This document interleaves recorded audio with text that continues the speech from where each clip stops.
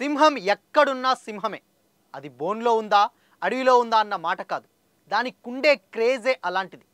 ఈ మాటలు నేననట్లేదు. నందమూరి బాలకృష్ణ ఫ్యాన్స్ అంటున్నటువంటి మాటలు ఇప్పుడు ఇవి. అవేంటో తెలుసుకుందాం.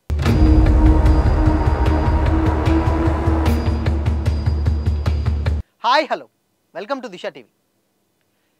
నటసింహం బాలకృష్ణ గారి గురించి ప్రత్యేకంగా చెప్పనక్కర్లేదు. సో ఇప్పుడు ఆయన టాపిక్ ఎందుకు వచ్చింది అనుకుంటున్నారా? ఎస్, రీసెంట్గా ఆయన నటించినటువంటి డాకు మహారాజ్ సినిమా ఓటీటీలో రిలీజ్ అయింది.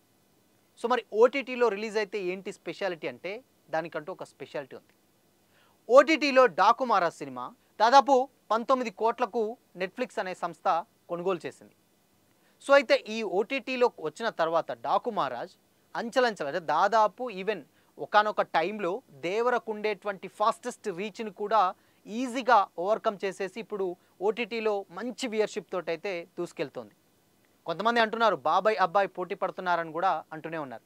అది వేరే విషయం.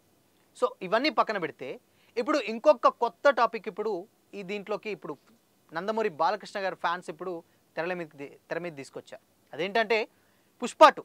మనందరికీ తెలుసు పుష్ప 2 రిలీజ్ అయిన తర్వాత అది ఎంత పెద్ద హిట్ అయిందో అందరికీ తెలిసిందే. ఈవెన్ 1800 కోట్ల ప్లస్ కూడా కలెక్ట్ చేసింది.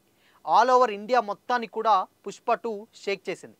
మరి పుష్ప 2కు బాలకృష్ణకి నందమూరి బాలకృష్ణ గారికి సంబంధం ఏంటి అనుకుంటున్నారా? ఇక్కడే వచ్చింది ఒక పంచాయతీ.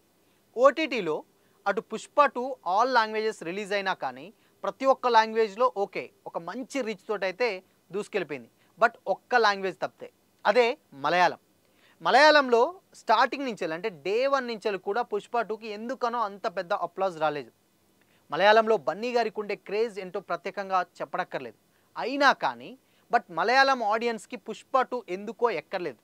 కానీ డాకు మహారాజ్ విషయానికి వచ్చినట్లయితే డాకు మహారాజ్ ఓటీటీలో రిలీజ్ అయినాక ఈవెన్ తమిళ్ కానీ తెలుగు మలయాళం హిందీ భాషల్లో డాకు మహారాజ్ రిలీజ్ అయినా కానీ అక్కడ బాలకృష్ణ గారికి అప్రాక్సిమేట్లీ నాకు తెలిసినంత వరకు ఏంటంటే 0 పాపులారిటీ ఉందని కూడా చాలా. ఈవెన్ బాలకృష్ణ గారు అంటే ఓకే తెలుసు, బట్ అంత పాపులారిటీ అయితే ఆయనకు లేదు మలయాళంలో.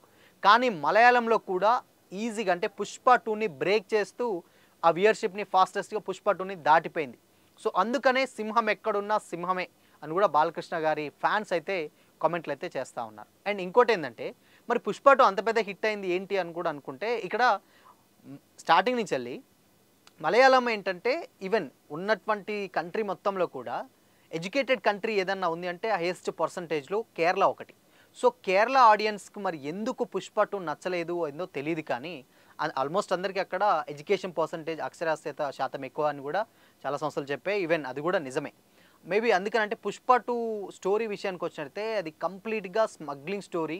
సో ఎక్కువగా అంటే పోలీసుల మీద వ్యవస్థ మీద అల్లు అర్జున్ గారు చేసేటువంటి ఆకృత్యాలు అవన్నీ ఏదైతే ఉన్నాయో అవి మేబీ అక్కడ అంటే ఎక్కువగా ఎడ్యుకేషన్ సిస్టమ్ ఉండడం వల్ల వాళ్లకు ఆ కైండ్ ఆఫ్ స్టోరీ నచ్చలేదేమో అని కొంతమంది కూడా సినీ విశ్లేషకులు అయితే అభిప్రాయపడ్డారనమాట. అన్ని లాంగ్వేజ్లో పుష్ప 2 ఓకే నచ్చింది, బట్ అక్కడ మాత్రం ఎడ్యుకేషనల్ పర్సంటేజ్ ఎక్కువ ఉంది కాబట్టి చదువుకునే వాళ్ళు డెఫినెట్గా ఇలాంటి క్రైమ్ సినిమాలని ఎక్కువగా ప్రోత్సహించరు. కాబట్టి మేబీ పుష్ప 2కి అక్కడ ఏమైనా డివైడ్ టాక్ వచ్చినా కానీ అది కూడా ఈవెన్ ఆయన అల్లు అర్జున్ గారు చేసిన పర్ఫార్మెన్స్ పక్కన పెడితే ఆ కాన్సెప్ట్కి ఎందుకో మలయాళం ఆడియన్స్కి నచ్చలేదు. మేబీ అదే రీజన్ అయి ఉంటుంది. సో ఇక్కడ మేబీ ఎడ్యుకేటర్స్ ఎక్కువ ఉంటారు కాబట్టి అక్కడ అలాంటి వాళ్ళు ఉన్నప్పుడు అవన్నీ అంతే ఆ క్రైమ్ని ఆ స్మగ్లింగ్ని అవన్నిటిని కూడా ఎక్కువగా సపోర్ట్ చేయరు.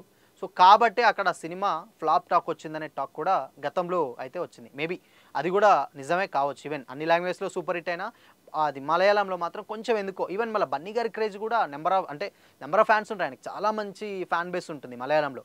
అంత ఫ్యాన్ బేస్ ఉన్నా కానీ ఆ సినిమా అక్కడ హిట్ అవ్వలేదు అని అనుకుంటే మేబీ సో దీని గురించి అనుకుంటా మేబీ ఏదే ఆ స్టోరీ ఆ కైండ్ ఆఫ్ జోనర్ కాబట్టి వాళ్ళకి ఎందుకో కొంచెం అది కనెక్టింగ్ అనిపించలేదు అండ్ ఎక్కలేదు కూడా.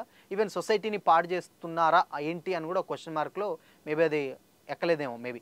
అయితే ఇక్కడ ఏంటంటే బాలకృష్ణ గారిది అక్కడ జీరో పాపులారిటీ ఉన్నా కానీ ఈవెన్ అంత బేస్ లేకున్నా కానీ డాకు మహారాజ్ మాత్రం అక్కడ మంచి వ్యూయర్షిప్ తోటి అయితే దూసుకెళ్తుంది మలయాళంలో. సో అందుకనే కొంతమంది ఫ్యాన్స్ కూడా ఏమంటున్నారంటే ఈవెన్ దేవరా కూడా ఆల్మోస్ట్ 155 కోట్ల కోసం ఎంతో నెట్ఫ్లిక్స్ అయితే కొనుగోలు చేయడం జరిగింది. దేవర కంటే కూడా ఈవెన్ కలెక్షన్స్ పరంగా దేవర మంచి కలెక్షన్స్ రాబట్టింది, అది వేరే విషయం. బట్ ఓటీటీలో మాత్రం డాకు మహారాజ్ ముందుంటుంది. అదేంటి అక్కడ ఇక్కడ అంటే ఎస్ అక్కడ ఎన్టీఆర్ గారు అంటే ఆబ్వియస్లీ ఆల్మోస్ట్ యూత్ అందరూ కూడా చూస్తూ ఉంటారు కాబట్టి ఆ సినిమాని థియేటర్లో ఎక్కువగా చూసే ఛాన్స్ అయితే ఉంటుంది. సో డాకు మహారాజ్ పండగ టైంలో రిలీజ్ అయింది, అందరూ ఊర్లలోకి వెళ్ళారు, దాని తర్వాత వచ్చినా కానీ. అండ్ బాలకృష్ణ గారి ఫ్యాన్ బేస్ ఏంటంటే ఇక్కడ మన తెలుగులో ఉమ్మడి తెలుగు రాష్ట్రాల్లో ఉంటుంది కాబట్టి అక్కడ ఫ్యాన్స్ వరకే చూశారు.